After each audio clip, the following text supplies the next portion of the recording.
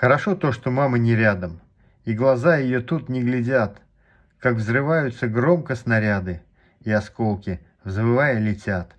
Хорошо то, что мама не слышит этот скрежет окопных лопат, как от ран умирающий дышит 19-летний солдат. Хорошо то, что мама не знает, как не сплю я, сжимается вьё, а когда ночью звездочка тает, я всегда вспоминаю ее.